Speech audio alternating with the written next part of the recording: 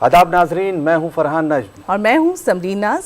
DD Urdu की बेहद ख़ास पेशकश हेलो डॉक्टर में आपका तहे दिल से खैर मकदम। प्रोग्राम हेलो डॉक्टर में हम आपको बताते हैं आपकी सेहतमंद ज़िंदगी का राज, ताकि आप बदल सके अपने जीने का अंदाज।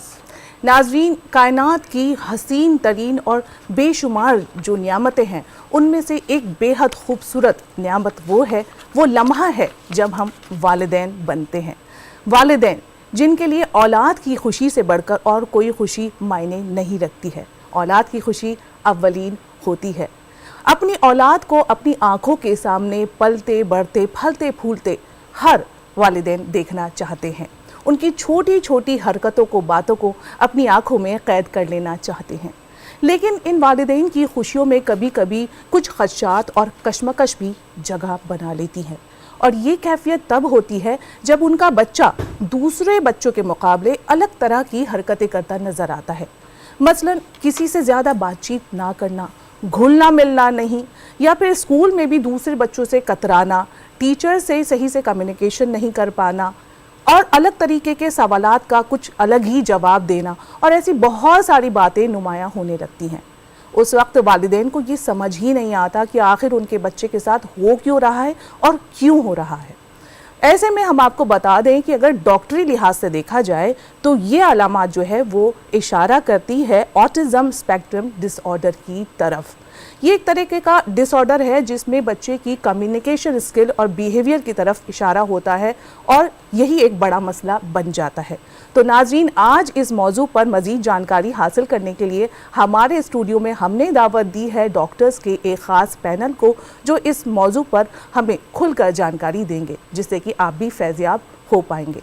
नाज़रीन, इस प्रोग्राम का बाज़ाब्ता हम आगाज़ ज़रूर करेंगे, लेकिन इससे पहले हम आपको बताना चाहेंगे कि अगर इस मर्ज़ से आपका बच्चा या आपके आसपास कोई भी आपका पास पड़ोस में रहने वाला या जान पहचान का कोई भी बच्चा इससे जूझ रहा है, तो आप उससे मुतालिक हमसे जानकारी हासिल कर सकते हैं। आप हमें हमारे टोल फ्री नंबर पर कॉल कीजिए और आपके दिल में जो भी सवालात हैं हमसे साझा कीजिए बेझिझक होकर। हमें आपके सवालों का इंतज़ार रहेगा। तो नाज़रीन, इससे पहले कि अपना प्रोग्राम शुरू करते हैं, तो चलिए डाल लेते हैं एक मुख्तसर सी नज़र इस ख़ास रिपोर्ट पर जो मबनी है ऑटिज़म पर।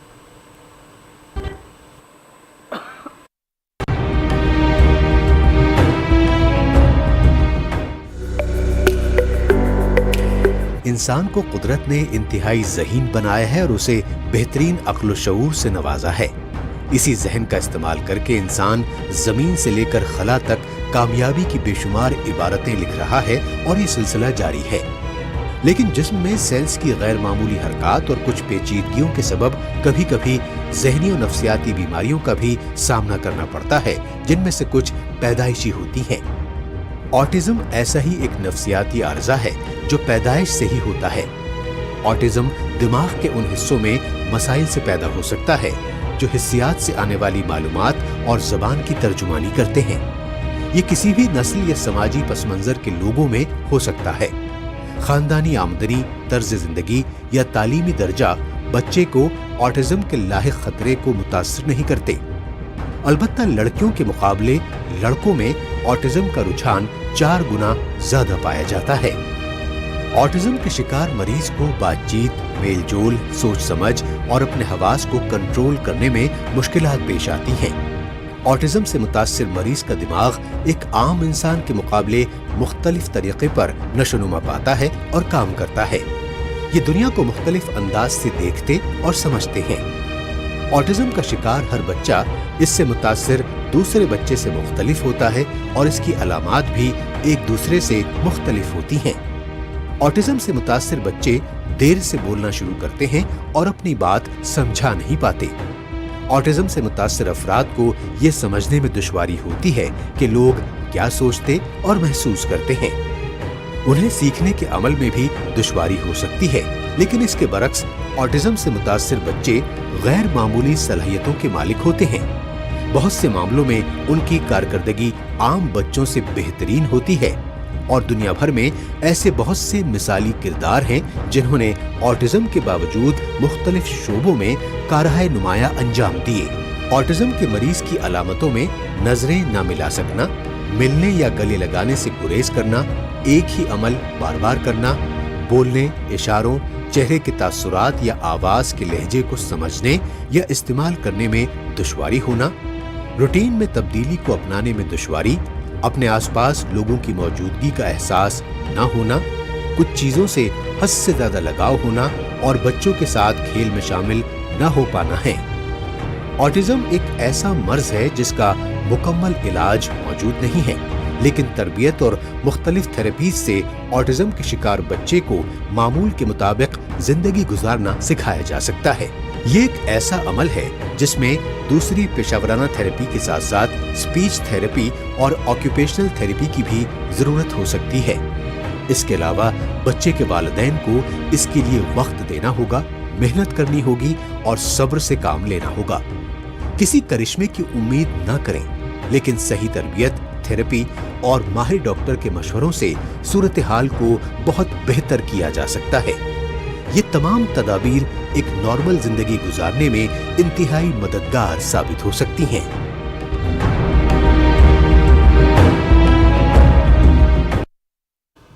तो जैसे कि हमने रिपोर्ट में भी देखा कि किस तरह से वालिदैन को बेहद सब्र से काम लेने की ज़रूरत है अगर उनका बच्चा ऑटिज़म का शिकार है।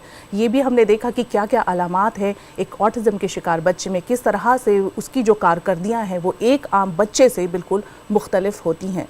नाज़रीन, हम ये चाहेंगे कि आप हमारा आज का हेलो डॉक्टर का जो ये शुमारा है बेहद गौर से देखिए। ये सिर्फ उन वालिदैन के लिए ही बहुत ही ज़्यादा फ़ायदेमंद साबित नहीं होगा जिनका बच्चा ऑटिज़म का शिकार है, बल्कि उनके लिए भी बहुत ही फ़ायदेमंद साबित होगा जिनके आसपास इस तरह के बच्चे हैं। तो चलिए अपने प्रोग्राम का बाज़ाब्ता आगाज़ करते हैं और तारुफ करवाते हैं आपका हमारे आज के एक ख़ास पैनल डॉक्टर के पैनल से। नाजरीन, आपका हम यहाँ पर तारुफ करा देते हैं अपने पैनल से। हमारे साथ मौजूद हैं प्रोफेसर शेफाली गुलाटी जो कि चीफ हैं न्यूरोलॉजी चाइल्ड एम्स की, जो कि पेडियाट्रिक्स डिपार्टमेंट में प्रोफेसर भी हैं। हमारे साथ हैं डॉक्टर शर्मिला बी मुखर्जी जो कि डायरेक्टर प्रोफेसर हैं department of paediatrics AIIMS Lady Hardinge College में। हमारे साथ मौजूद हैं डॉक्टर राजगोपाला, एसोसिएट प्रोफेसर हैं जो कि all India institute of Ayurveda में। आप सभी का हम खैर मकदम करते हैं अपने इस प्रोग्राम में, वेलकम करते हैं। डॉक्टर शेफाली, अभी हमने ऑटिज्म के बारे में काफ़ी कुछ देखा है और काफ़ी लोग जानते भी हैं, लेकिन एक आम लोगों में बात की जाए ऑटिज्म की तो अभी तक इतनी अवेयरनेस नहीं है, लोग नहीं समझ नहीं पाते कि ऑटिज्म है क्या। तो एक एक्सपर्ट की नज़रिए से मैं जानना चाहूँगा किस तरह से आप अपने लफ्ज़ों में बताएंगी कि ऑटिज्म क्या है। ऑटिज्म एक न्यूरो डेवलपमेंटल अवस्था है जिसमें दो तरह की प्रॉब्लम है। एक जो सोशल इंटरेक्शन जो होता है, एक वो सामाजिक आव भाव जो है, और कम्युनिकेशन जो संचार है उसमें गुणात्मक हानि होती है। तो वो बच्चे अपनी चीज़ें कम्युनिकेट नहीं कर पाते, एक दूसरे को बता नहीं पाते। और साथ में दूसरा होता है उसमें दोहरावनीय होते हैं और कोई फिक्स्ड बिहेवियर होते हैं। उनकी जो रुचि होती है किसी चीज़ पे फोकस्ड होती है और वो बार बार दोहरावनीय व्यवहार कई बार करना चाहते हैं। और कई बार क्या होता है कि अगर कैसे कोई सेंसरी इश्यूज इनमें हो जाते हैं, जैसे कोई आवाज़ नहीं आ रही बाहर लेकिन कान पे हाथ रख देंगे। हम लोग जैसे बात करते हैं तो हम आंख से आंख मिला के जनरली बात करते हैं, लेकिन ये बच्चे जनरली काफ़ी हद तक टाइम तक आंख से आंख नहीं मिलाएंगे। इनकी कोई अजीब कोई रुचि ज़्यादा होती है तो उसी पे फोकस रहते हैं। कई खिलौनों को बिल्कुल एक लाइन से लगाने लगेंगे, आप उनको बुलाएंगे तो वो ऐसे करेंगे प्रिटेंड टू बी डेफ, मतलब उनको अनसुनी कर देंगे आपकी बात को। उनकी सुनवाई में कोई गड़बड़ नहीं है, उनको रुचि नहीं है उस समय नहीं करेंगे। दूसरों के साथ खेलना पसंद नहीं करेंगे, दूसरों के बीच में अपने आप भी खेल पाएंगे। कभी माँ बाप सोचते हैं दूसरों के साथ खेल नहीं रहा, उनके बीच में अपने आप खेल रहा है। पर एक ध्यान रखना है कि ऑटिज्म स्पेक्ट्रम डिसऑर्डर, मतलब हर बच्चे में सारे लक्षण नहीं है और उसमें हर एक की गंभीरता जो है वो भी भिन्न भिन्न होती है। तो ये इसमें ध्यान रखना है इस बारे में। तो ये जो आपने बहुत सारी चीज़ों के बारे में यहाँ पर बताया है, ये किस एज से बच्चे के किस एज ग्रुप में हम देख सकते हैं? शुरुआत कहाँ से होती है? एक्चुअली जो शुरुआत है वो इवन हम फर्स्ट ईयर ऑफ लाइफ में, इवन 6 महीने की उम्र में अगर बच्चा है, उसका सुनवाई ठीक है, देख भी सही रहा है, वो अपने नाम को रिस्पॉन्ड नहीं कर रहा है, 1 साल के ऊपर वो बुड़बड़ाना शुरू नहीं कर रहा है, 16 महीने पर कोई भी एक मीनिंगफुल शब्द, कोई मीनिंग के साथ, मतलब के साथ कोई शब्द नहीं बोल रहा है, या 24 महीने के अंदर वो बच्चा 2 शब्दों को मीनिंग के साथ नहीं बोल रहा है, और कभी भी कोई शब्दावली आई है, कोई वर्ड बोलने लगा है और वो भूल गया है, तो उसमें ये हमारे को रेड फ्लैग होता है। ये बच्चे जनरली पहले हम लोग जाते हैं, बच्चे माँ बाप के साथ अच्छी तरह से कडल करते हैं, मतलब जैसे कि अगर वो लेकिन ये कोशिश, इनको अच्छा नहीं लगता कि कोई उनको पकड़ के हाथ को आगे लगा के कराए। और साथ में ये भी हो सकता है कि इनके अंदर कोई मतलब कोई चीज जैसे है, किसी कोई कह रहे हैं मुझे ये पसंद है, हेलीकॉप्टर पसंद है या कुछ, ये अपने आप नहीं बताएंगे, ये माँ बाप के हाथ को लेके जाएंगे। और ये कई बार उसके बाद क्या होता है, बच्चे आपने देखा है घर में डॉक्टर खेलते हैं, या वो किचन में कुछ खेलते हैं ना, जैसे गेम से खेलते हैं, तो ये ऐसे वाले गेम्स में काल्पनिक खेल नहीं कर पाते हैं। तो काफी स्पेक्ट्रम है चीजों का, लेकिन even first year of life में सस्पेक्ट हो सकता है। लेकिन ये कहा गया है, वर्ल्ड के एक्सपर्ट्स में और इंडिया के भी एक्सपर्ट कहते हैं कि 1.5 साल की उम्र में और 24 महीने की उम्र में तो हमारे को हर बच्चे को, जो भी हम टीके लगवाने, टीकाकरण के लिए जब जाते हैं, शुरू से ही बच्चों की डॉक्टर को देखना होता है। और 18 महीने और 24 महीने पे तो स्पेशली ये सारे सवाल पूछने होते हैं कि किसी को कोई ऑटिज्म तो नहीं है, क्योंकि इसका प्रेवलेंस बढ़ता ही जा रहा है। जी जी, आपने जैसे बताया कि कुछ मतलब वक्फा होता है, उस वक्फे में हमें ये जान लेना ज़रूरी है कि बच्चे को ऑटिज्म है या नहीं है। तो अगर प्रेगनेंसी की बात करें तो क्या प्रेगनेंसी के दौरान हम ये जान सकते हैं कि होने वाले बच्चे में ऑटिज्म के जो है वो सिम्टम्स हैं या नहीं? नहीं, हम प्रेगनेंसी में इस वक्त जितना एक्चुअली अनुसंधान चल रहा है, उसकी करंट जो है इंफॉर्मेशन के हिसाब से हम प्रेगनेंसी के दौरान नहीं पता लगा सकते कि ऑटिज्म होगा कि नहीं। पर हाँ, ऑटिज्म क्यों है आज भी एक एनिग्मा और पहेली है।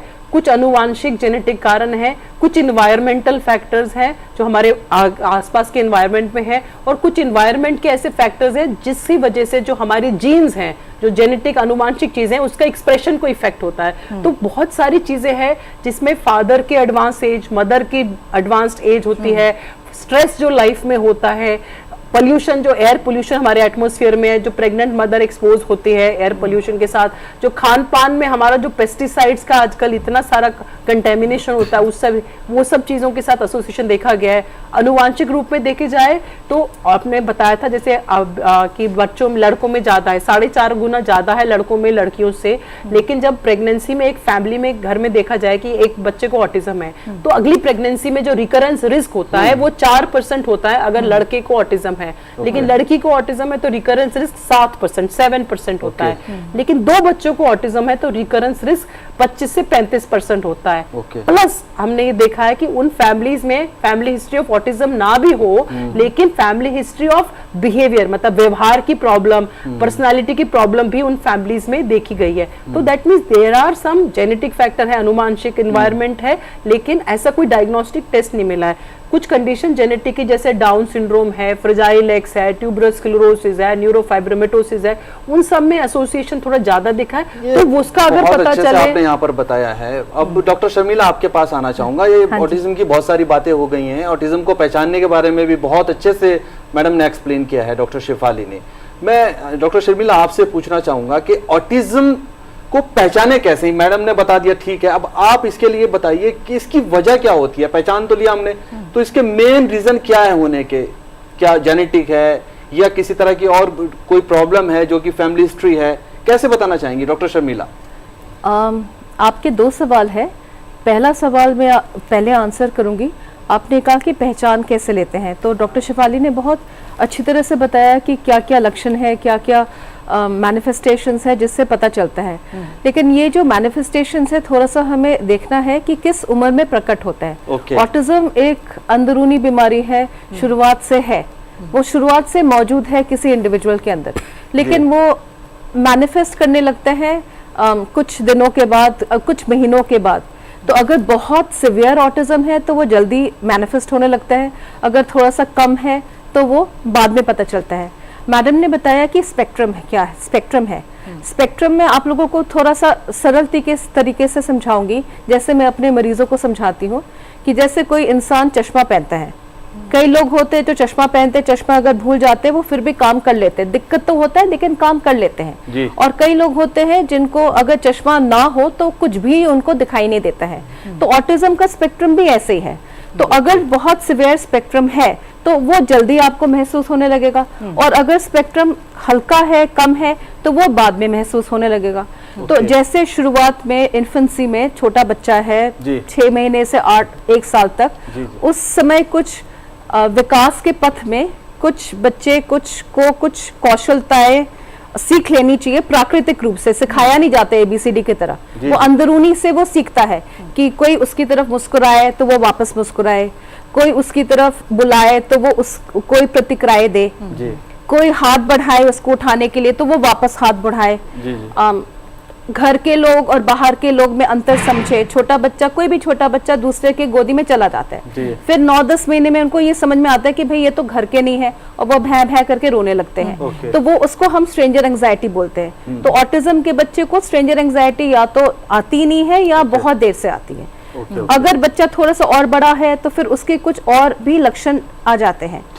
अब बच्चा माइल्ड है, पकड़ा नहीं गया है शुरुआत में, स्कूल जाने लगा है, अब वो एक फेमिलियर एनवायरनमेंट से बाहर निकला है, वहां पे दूसरे बच्चे हैं जहाँ पे एक्सपेक्टेड है उनके साथ दोस्ती करना है, वो दोस्ती कर नहीं पाते हैं, वो एक जगह पे बैठे रहते हैं, खेल नहीं पाते हैं, तो फिर टीचरों को नजर आता है। तो शुरुआत में पेरेंट्स को नजर आता है, बाद में स्कूल में टीचर्स को नजर आते हैं। कभी कभार ऐसे बच्चे भी होते हैं जो हमारे क्लिनिक में आते हैं किसी और चीज के लिए, मान लो मिर्गी के लिए आ गए हैं या पेट के दर्द के लिए आ गए हैं, और हमें नजर आता है कि बच्चे में कोई प्रॉब्लम है। तब तक ना पेरेंट्स को पता चला है, और अगर टीचर्स से कंप्लेंट आया भी है उससे ज्यादा कुछ उन लोगों ने कुछ उसको ध्यान नहीं दिया, क्योंकि हमारे समाज में एक काइंड ऑफ एक हैबिट है लोगों का बोलने के लिए, हर एक छोटा बच्चा है वो तो शरारती है, वो तो शर्मीला है, वो तो बड़ा हो जाएगा तो वो आउटग्रो कर लेगा।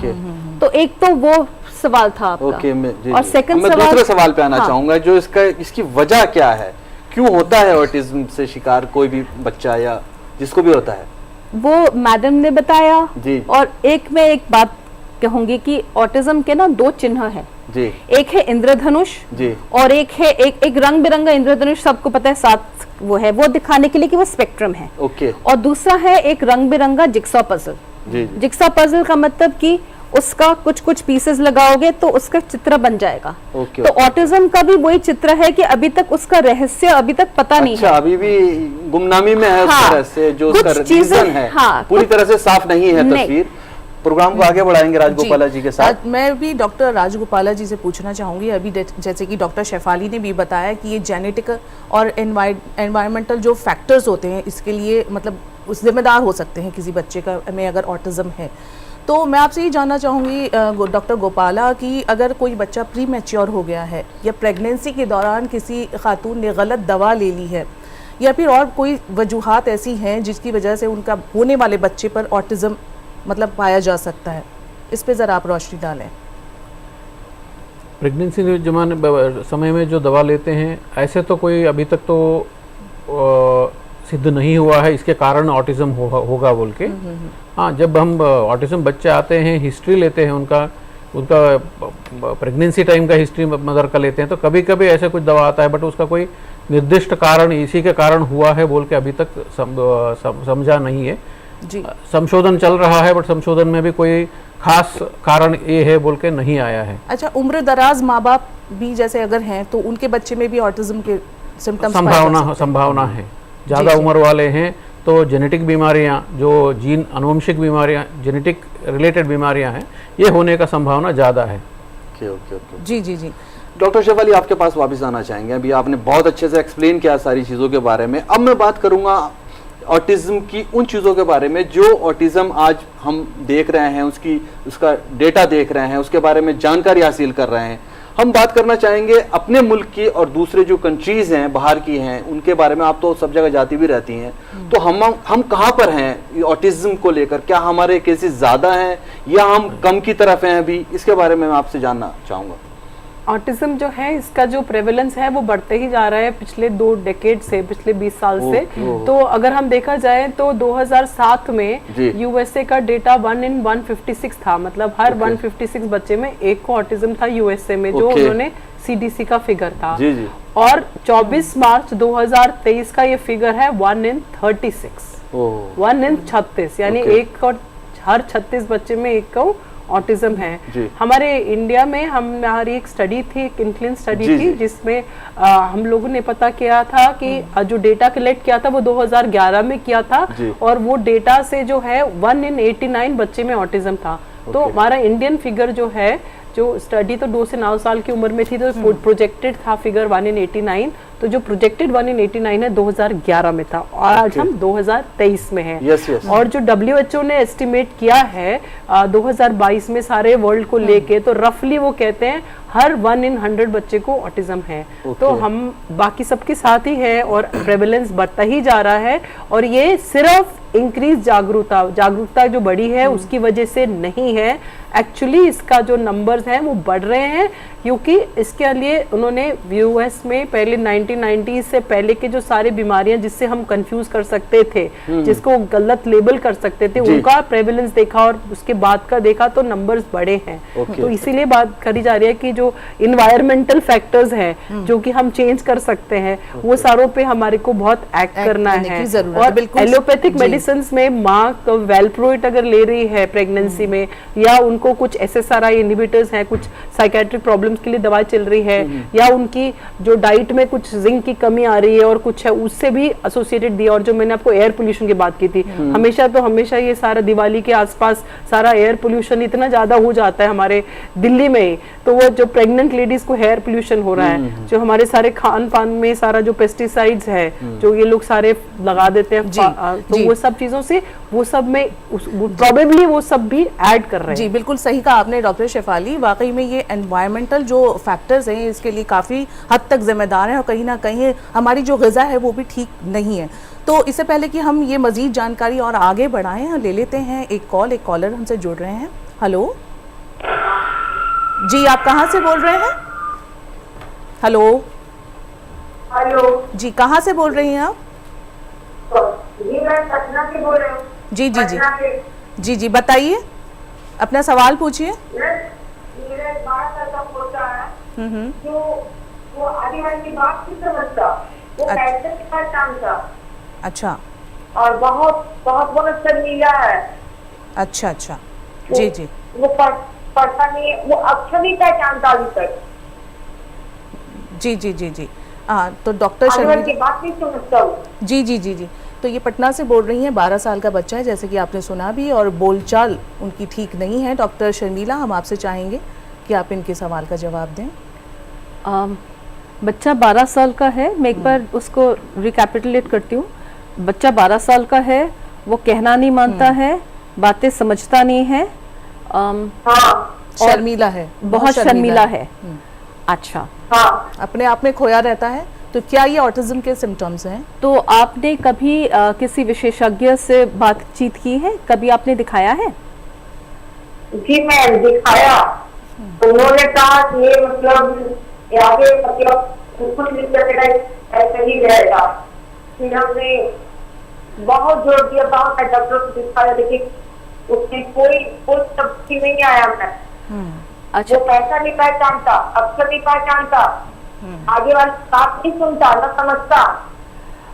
इसके साथ मैं पूरी तरीके से सहमत नहीं हूँ, क्योंकि अगर एक बच्चे को, चाहे वो अभी आपने जो हमें बताया उससे हम एग्जैक्टली नहीं बता पाएंगे, लेकिन एक चीज तो डेफिनेट है, और वो ये है कि कोई बच्चा बदल नहीं सकता या कोई बच्चा बेहतर नहीं हो सकता, तो हो ही नहीं सकता है।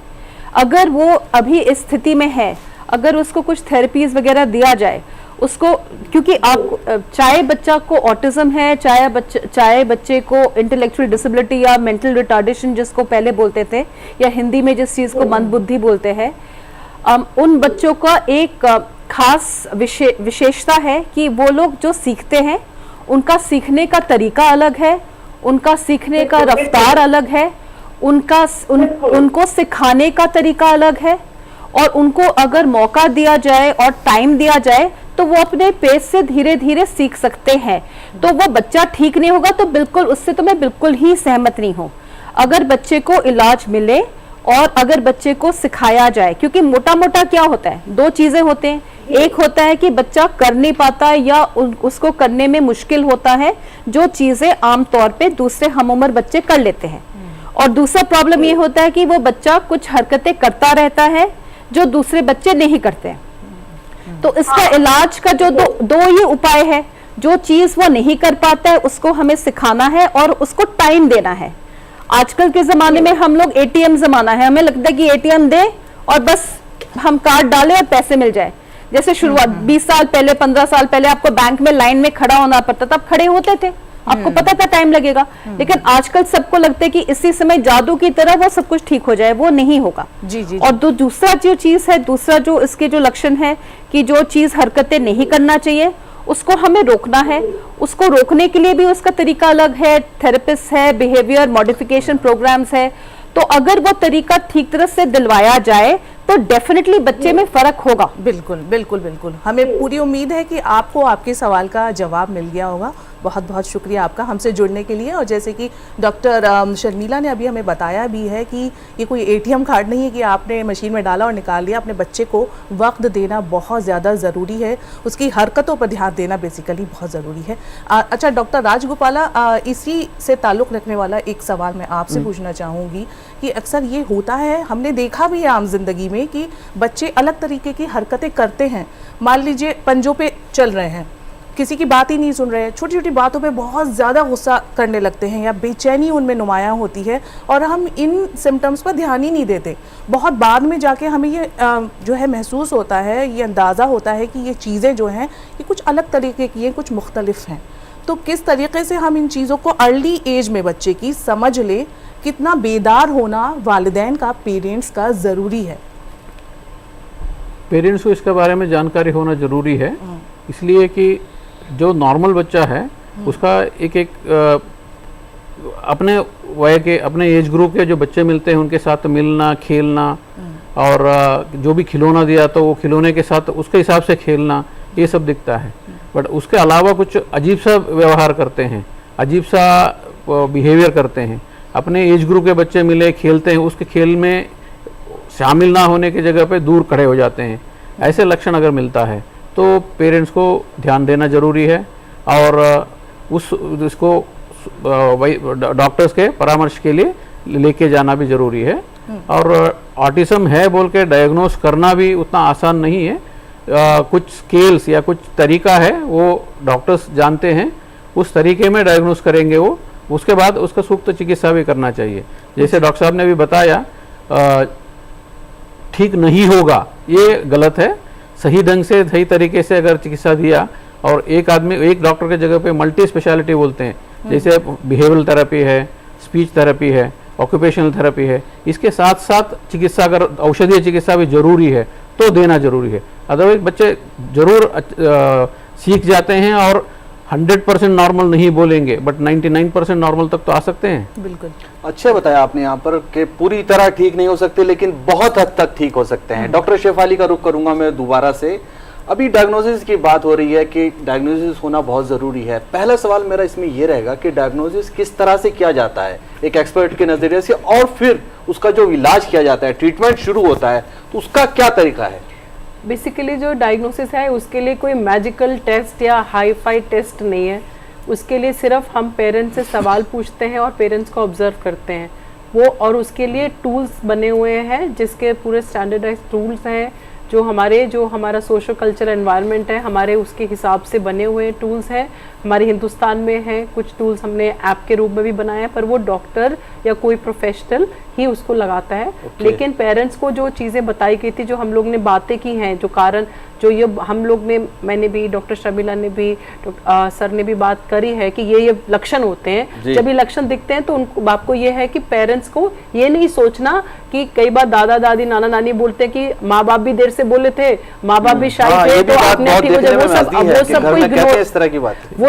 वो सब नहीं सोचना, और आप एक बच्चों के डॉक्टर के पास जाना है जी। और उसके बाद वो देख के वो टेस्ट जो है उसमें कुछ आपसे सवाल पूछते हैं और कुछ बच्चे का बिहेवियर देखते हैं, उससे जी। बताते हैं कि उनको ऑटिज्म है कि नहीं। ओके।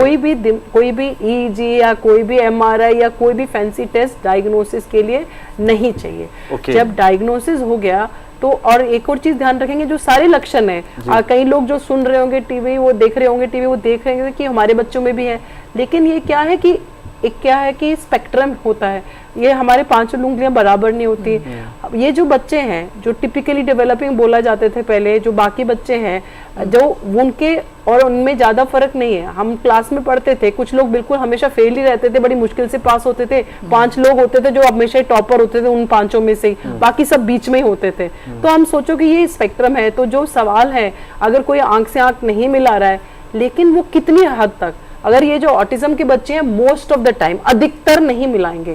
बाकी जो कि कोई और बाकी बच्चा है जिसकी मूड नहीं कर रहा है और वो पैम्पर्ड है, सर में चढ़ाया हुआ है घर में, तो वो कहीं जब उसका मन नहीं होगा तो वो नहीं करेगा। तो ये अगर अधिकतर लक्षण रहे तब चिंता का विषय होता है और वो डॉक्टर के पास जाएंगे। डॉक्टर वो असेसमेंट करेंगे सवाल पूछ के और ऑब्जर्व करके, और जब ऑटिज्म पता चलता है तो उसके बाद उसके क्या क्या लक्षण है, उसकी कितनी समझ है, उसके हिसाब से उसका एक पर्सनलाइज इंटरवेंशन प्लान बनाते हैं और उसमें मेन स्टे बिहेवियर इंटरवेंशन होता है।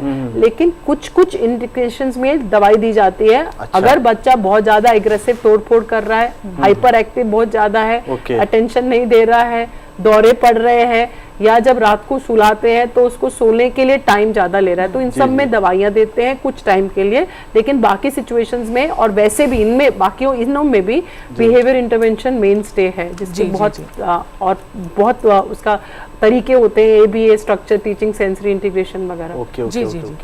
तो डॉक्टर शर्मिला, अब मैं आपसे मुखातिब होना चाहूँगी। इससे पहले कि मैं डॉक्टर शर्मिला से मुखातिब हूँ, एक और कॉलर हमसे जुड़ रहे हैं, तो आइए उनसे पूछ लेते हैं उनका सवाल। हेलो, आप हमें सुन पा रहे हैं? Hello madam. जी, आपका नाम बताएं, आप कहाँ से बोल रही हैं? जी, मैं औरंगाबाद से बोल रही, रेलवे स्टेशन। अच्छा जी, बताएं अपनी परेशानी। जी, हमारे पास में पहले से हमारी भांजी को पहले एक लड़की, वो 6 साल से जगह पे थी। जी, जरा आप जोर से बोलिए, हमें आवाज नहीं आ रही है। वो नॉर्मली, और उसके बाद में अभी एक लड़का हुआ, वो 4 महीने का होगा मैडम, लेकिन वो बात नजर से नजर में मिलाता, हुक्का भी नहीं भरता, सिर्फ खाना भूख लगी तो रोता। अच्छा, इनका कहना, उसके रोने में भी मतलब ऐसा क्लियर आवाज नहीं आता बच्चे जैसा, सिर्फ थटके लेके रोता हूँ। अच्छा। इनके यहाँ 4 महीने का, डॉक्टर शेफाली आपसे पूछना चाहेंगे, एक बच्चा है, न्यू बॉर्न है एक तरीके से, तो वो किसी भी बात पे रिएक्शन नहीं देता है और रोता भी कुछ अलग तरीके से है जैसे ये बता रही हैं। तो क्या मैं भी ये पूछना चाह रही थी कि इतनी अर्ली एज पर हमें पता चल सकता है कि बच्चे को ऑटिज्म है या नहीं है? ये अगर जो है जनरली क्या होगा, इस समय तक अगर माँ बच्चे को जब हैंडल कर रही है तो मुस्कुराते हैं, तो उसके रिस्पांस में बच्चा जनरली मुस्कुराना शुरू करता है वापस इन रिस्पांस, तब पता चलता है कि हाँ मुस्कुराते हैं कि नहीं मुस्कुराते हैं। जी, नहीं मुस्कुराते मैडम, और हमने उनकी अभी दिमाग की सोनोग्राफी भी कराई। हाँ, तभी मैं कह रही हूँ, अगर जब ये नहीं मुस्कुरा रहे यानी कि कोई चिंता का विषय है। ऑटिज्म की जो बात हो रही थी वो तो हाँ हम 6 महीने पे सस्पेंड कर सकते हैं, अगर उसकी सुनवाई और देख सही रहा है और अपने नाम को रिस्पॉन्ड नहीं कर रहा। पर जब आप ये सिचुएशन बता रहे हो तो ऐसा लगता है कि कोई चिंता का विषय है, जिसके लिए दिमाग की स्कैनिंग की जरूरत है। बच्चे उससे पहले, स्कैनिंग से पहले एक बच्चों के डॉक्टर को देखने की जरूरत है। अगर अच्छे थोड़े अजीब वे में रो रहा है तो कहीं वो रो रहा है कि दौरे तो नहीं पड़ रहे या ज्यादा इरिटेबल तो नहीं, कोई और दिमाग की परेशानी की वजह से ऑटिज्म नहीं लग रहा है इस कंडीशन में। जी। हमें पूरा यकीन है कि आपको आपके सवाल का जवाब मिल गया होगा। जैसे कि डॉक्टर शेफाली ने बताया भी कि बच्चा अलग तरीके से रो रहा है या माँ के या घर के किसी और अफराद के मुस्कुराने पर उसका जो रिएक्शन है वो सही से नहीं आ रहा है, तो समझ लिए कि ये परेशानी का सबब है और आप अपने नज़दीकी डॉक्टर से जो है वो रब्ता कायम कीजिए और उसे अपने बच्चे को दिखाइए। बहुत बहुत शुक्रिया आपका हमसे जुड़ने के लिए। और इसी के साथ ही डॉक्टर शर्मिला, जो कि मेरा सवाल बीच में रह गया था, मैं ये पूछना चाहूँगी कि जो ऑटिस्टिक जो बच्चा है, अगर किसी के घर में ऑटिज्म का शिकार है और वो दूसरा बच्चा प्लान करना चाहते हैं, लेकिन कहीं ना कहीं जो वालिदैन है वो एक डर का भी, ये खौफ का शिकार हो जाते हैं कहीं ऐसा ना हो कि हम जो सेकंड बेबी है उसमें भी ऑटिज्म आ जाए और उसका भी शिकार हो जाए। तो ऐसे में आप क्या बताना चाहेंगी उन वालिदैन को, ख़ास तौर से क्या राय देना चाहेंगी, क्या तर्ज ज़िंदगी वो अपनाएं ताकि दूसरे बच्चे में ये चीज़ ना पनपे? ये बहुत कॉमन सिचुएशन है एंड ये अंडरस्टैंडेबल भी है। अगर एक परिवार में एक बच्चा है जिसको ऑटिज्म है, ऑब्वियसली पेरेंट्स को ये डर लगेगा कि आगे दूसरे वाले बच्चे में होगा कि नहीं होगा। एंड जैसे मैडम ने बताया, रिकरेंस रिस्क हाई है, लेकिन ऑन द अदर हैंड ये भी है कि प्रेगनेंसी के दौरान बच्चे को, मतलब अंदर का जो फीटस है, जो बच्चा है, उसमें ऑटिज्म होगा या नहीं होगा, वो भी हमें अभी तक विज्ञान को नहीं पता कि किस तरीके की वो पहचानी जा सकती है कि नहीं। तो मैं दो चीज़ कहती हूँ अपने पेरेंट्स को।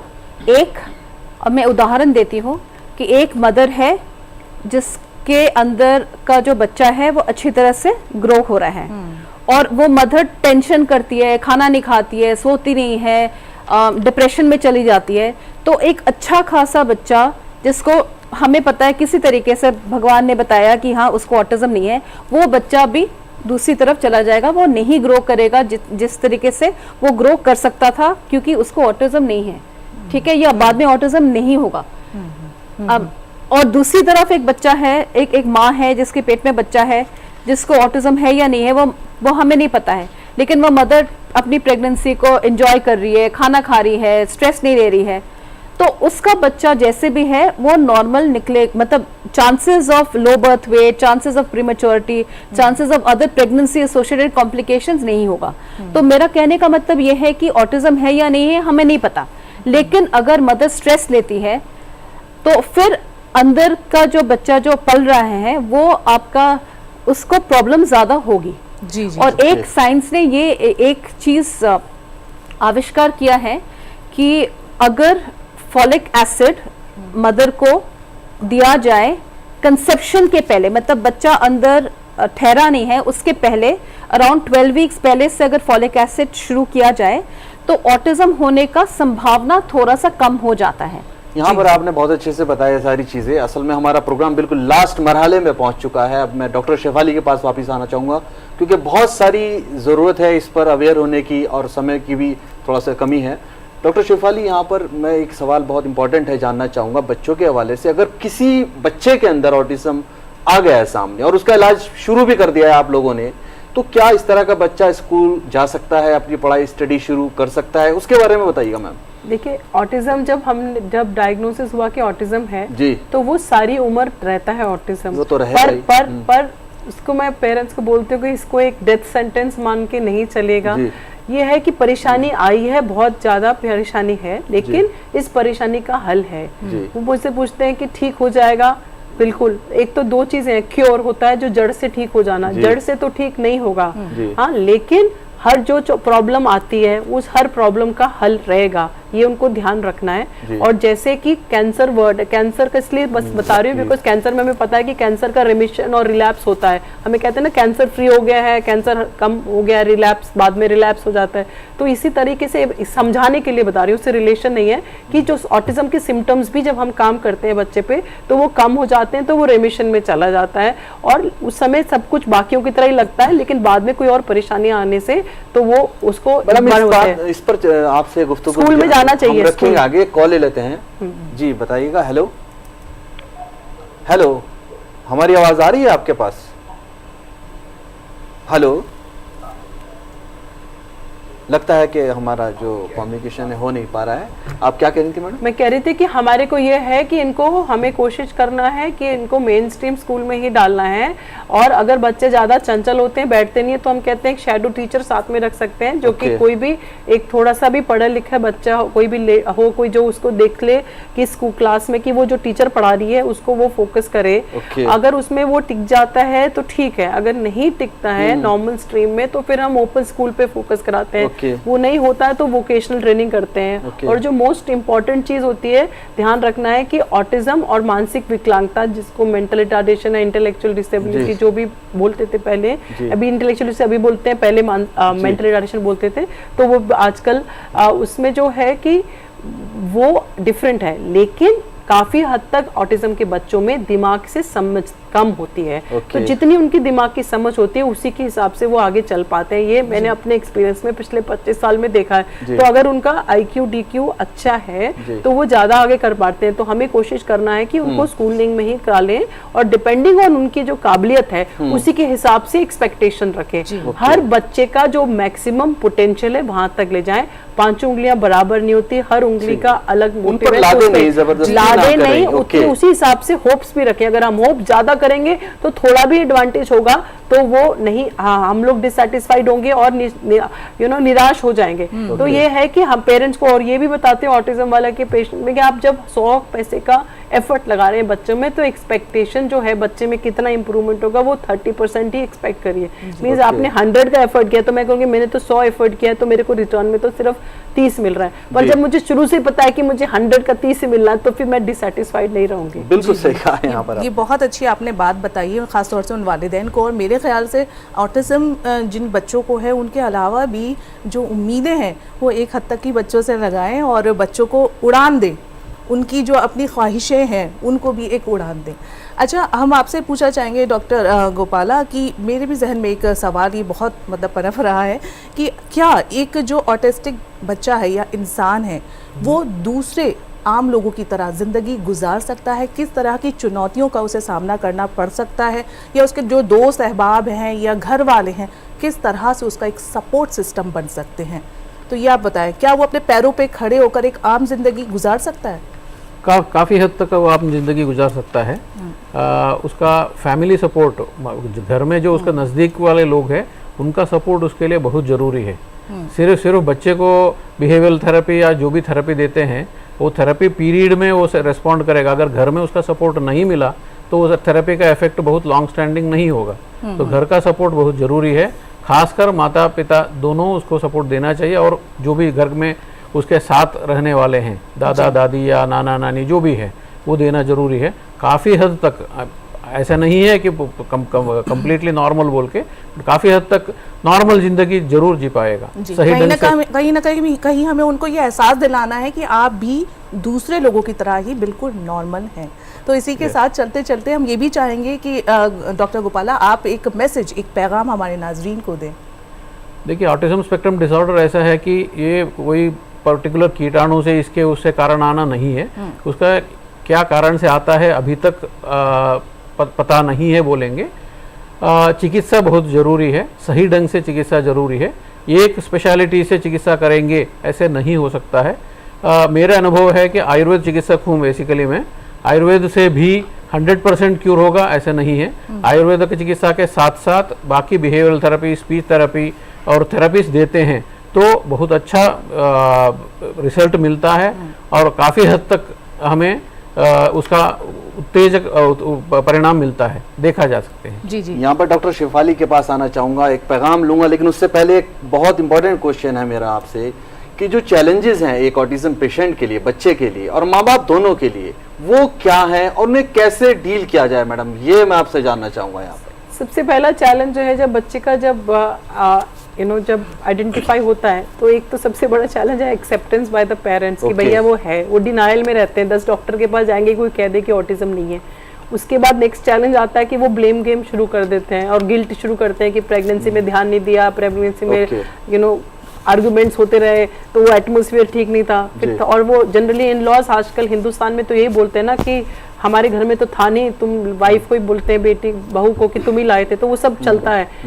ये सारी चीज़ों को हमें अवॉइड करना है। किसी की गलती नहीं थी कि बच्चे को है ऑटिज्म, आप बहुत अच्छे पेरेंट्स हैं, आपने ऐसा कुछ किया नहीं या ऐसा कुछ है नहीं कि जो आपने नहीं किया जिसकी वजह से ऑटिज्म है। माँ अगर काम भी कर रही है तो इतनी माएँ काम करती हैं, थोड़ी कि सभी के बच्चों को ऑटिज्म है। जिसको होना था तो उसको हुआ है। जैसे बात आया गया, वो शुरू से जब 6-6 महीने की उम्र में भी हम सस्पेक्ट कर सकते हैं कुछ अनुवांशिक कारण है, इन्वायरमेंटल है, तो कॉम्प्लिकेटेड है, अभी भी पहेली है, जो जिक्सॉ पजल बताया सेम चीज है, तो इसलिए ब्लेम वेम नहीं करना। दूसरा, कम्युनिकेशन, बच्चे को हम समझा पाए, that is the next challenge कि वो और उनकी बात हम समझ पाए। अगर उनकी बात हम नहीं समझेंगे तो बिहेवियर प्रॉब्लम है, और that will be one big challenge, ताकि वो सीखने ट्रेनेबल हो, सीखें। और बाद में एडोलेसेंट्स में जब होते हैं, जो टीनेजर बनते हैं, तब उनके और इश्यूज आते हैं, उनको चैलेंज करना है।